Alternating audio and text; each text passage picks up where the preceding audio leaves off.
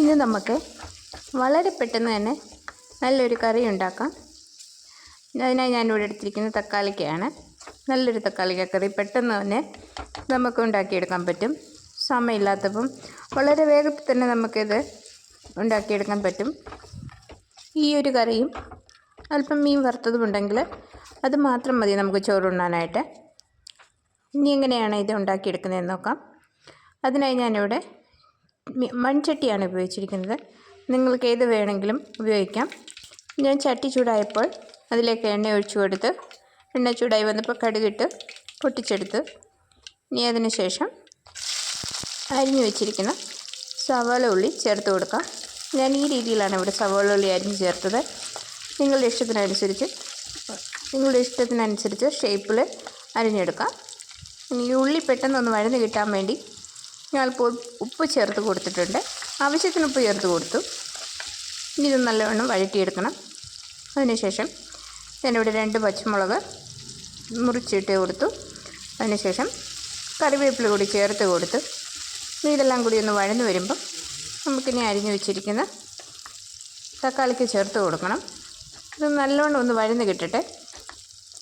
ഈ ഒരു രീതിയിലായി കഴിയുമ്പം നമുക്കിനി തക്കാളിക്ക് ചേർത്ത് കൊടുക്കാം. തക്കാളി ഇതുപോലെ ഞാൻ നീളത്തിലാണ് അരിഞ്ഞ് ചേർത്തിരിക്കുന്നത്. അത് അവരവരുടെ ഇഷ്ടത്തിനനുസരിച്ച് ഏത് ഷേപ്പിൽ വേണമെങ്കിലും അരിഞ്ഞ് ചേർക്കാം. ഞാൻ ഈ ഒരു രീതിയിലാണ് ഇവിടെ അരിഞ്ഞ് ചേർത്തത്.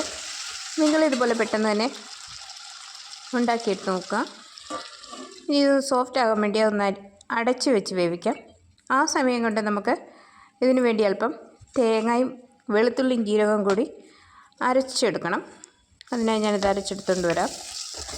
ഇതുപോലെ തക്കാളിയും ഉള്ളിയെല്ലാം ഒന്ന് നല്ല സോഫ്റ്റായി വന്നിട്ടുണ്ട്. ഇനി ഇതിലേക്ക് കുറച്ച് പൊടികൾ ചേർത്ത് കൊടുക്കാം. മഞ്ഞൾപ്പൊടി ചേർത്ത് കൊടുത്തു. ഇനി അതിന് ശേഷം അല്പം മല്ലിപ്പൊടി കൂടി ചേർത്ത് കൊടുത്തിട്ടുണ്ട്. അത് ഓപ്ഷണലാണ് തികച്ചും.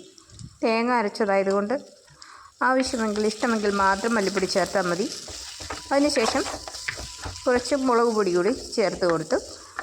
ഇനി ഇതെല്ലാം കൂടി ഒന്ന് നല്ലവണ്ണം പച്ചമണം മാറി കിട്ടുന്നവരെ ഒന്ന് മൂപ്പിച്ചെടുക്കാം.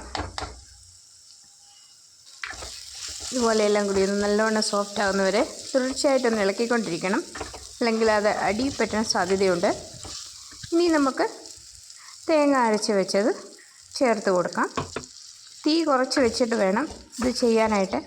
അല്ലെങ്കിൽ ഇത് പെട്ടെന്ന് തിളച്ച് പോകും. തേങ്ങ പെട്ടെന്ന് പിരിഞ്ഞു പോകും. അതുകൊണ്ട് ഇനി നമുക്ക് ആവശ്യത്തിന് വെള്ളം ചേർത്ത് കൊടുക്കാം. ഗ്രേവിയുടെ അനുസരിച്ച് അധികം വെള്ളം കൂടി പോകാതെ നമുക്ക് ആവശ്യമായത് മാത്രം ഒഴിച്ചു കൊടുത്ത് ഇനി തിളയ്ക്കാൻ പാടില്ലത്. തേങ്ങ ഒഴിച്ചതായതുകൊണ്ട് നല്ലവണ്ണം ചൂടാകുന്നവരെ ഇളക്കി കൊടുത്തുകൊണ്ടിരിക്കാം. നിങ്ങൾക്ക് ഇഷ്ടപ്പെടും. നിങ്ങളും തീർച്ചയായും ഇത് ഉണ്ടാക്കി നോക്കുക.